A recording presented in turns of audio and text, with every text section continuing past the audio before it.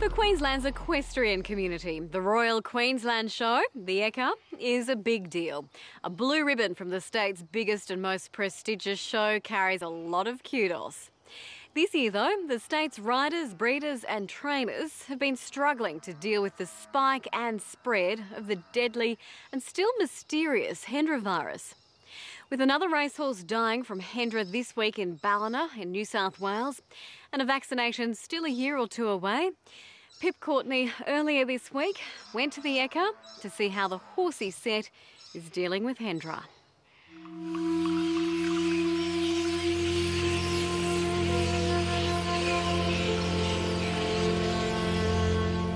Bats carry Hendra. Harmless to its hosts, the virus is so deadly to horses and humans that the scientists who suit up to study it rate it as worse than Ebola. The few researchers and vets who've seen Hendra up close get its deadly power.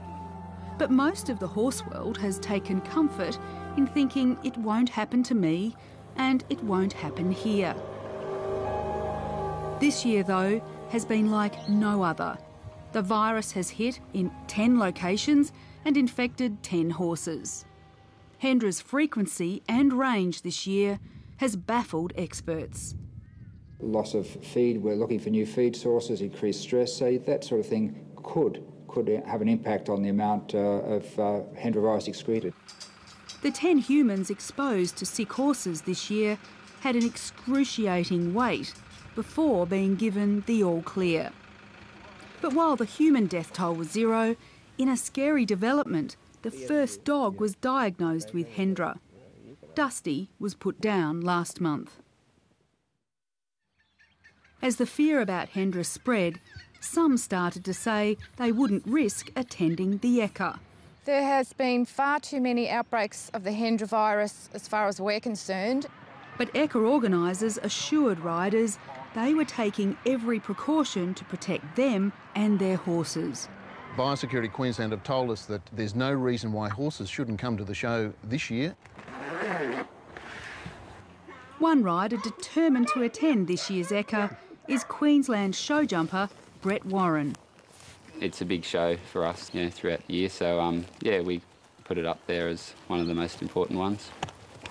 Did you think about not going to the Ekka?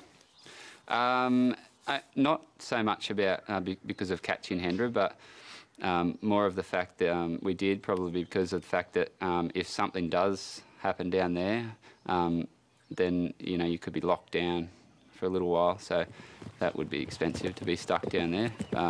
But not so much the fact that the horses will catch anything, because I don't think it's as contagious as it's not as contagious as EI or anything like that. Brett Warren says Hendra hasn't put riders off the many shows leading up to Ekka. So far, the competitions I've been to, they've still got a good roll-up. Brett Warren's day job is shoeing horses, and he's not worried that such close contact puts him at increased risk. It's a problem, but it's something that I can't really control. You have horses sneeze and cough on you a fair bit, but yeah, it's one of those things that I can't protect against, so it's hard to worry too much about it. But you just try and be as clean as you can, careful as you can. As the number of cases increased this winter, his clients reacted differently. Some choose to ignore it, and some, there's some aware of it, and they're worried, but mostly they choose to ignore it, really. Why do you think that's the case, given that once you've got it or your horse has got it, it's so deadly? There's a lot of people with the conception that the virus has obviously been around for a while and we've been living with it, and it's more testing that has actually brought this more cases out. So I think that might have contributed to their the lax attitude, I suppose. One client quite literally slashed their Hendra risk. The stud that I work at, they've taken down all their trees, literally cut them all down, and anything on the farm that a bat can be in is gone. Brett from Traviston, a farrier. But when it came to the Ekka, it wasn't bats or Hendra that was top of mind for Brett Warren. it was impressing Olympic selectors. We're as close as we've ever been with the horse, and we hope that, you know, the horse can progress, and we're just going to keep chipping away at some of the bigger shows. Did you consider not having horses at the Ekka this year because of the Hendra outbreak and because of the spike in numbers? Well, we consulted very closely with Biosecurity Queensland. They said because of our biosecurity plan and the measures that we had in place to manage the risk, they said there was no reason why horses shouldn't compete at this year's show. So we've got about 1,500 competitors this year, so we're very happy with the number of horse competitors, and that compares to 1,700 last year and 1,200 the year before that. Unlike the highly contagious equine influenza, Hendra's very hard to catch. Even so, the RNA went all out to Hendra-proof the showgrounds.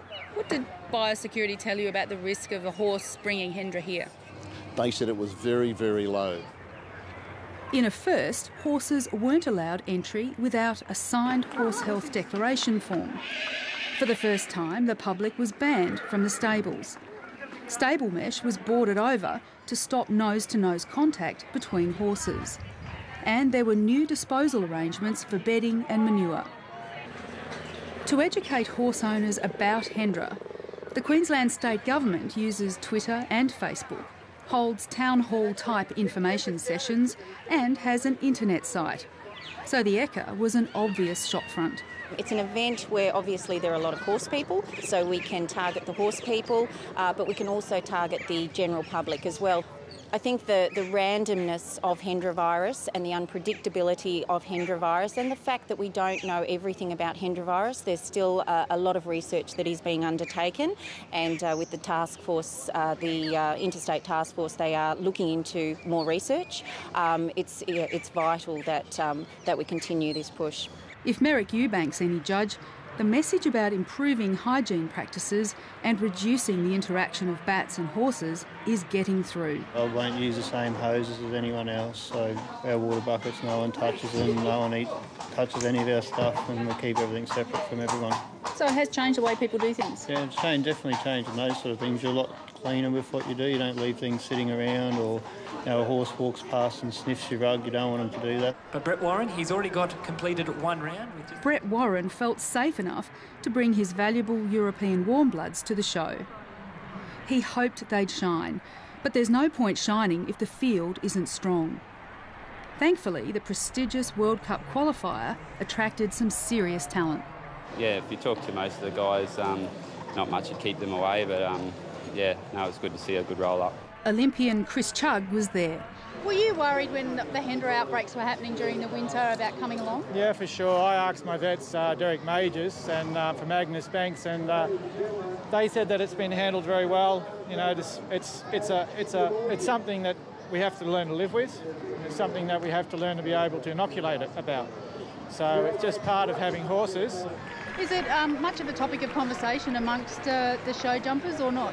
Well, it is. I run 60 horses, so I run a stud as well. So for me, it's commercially my business, so it's very important. But, you know, I think it's controllable. I think the bats are a problem. So I think it's about time the government does something. These are some of the best showjumpers in the country, and the crowd loved it. Organisers say whether it's these athletes, Tiny Ponies or Clydesdales, they really can't imagine an Ekka without equestrian events. But a Hendra vaccination, which is for horses, not people, is still a year or two away.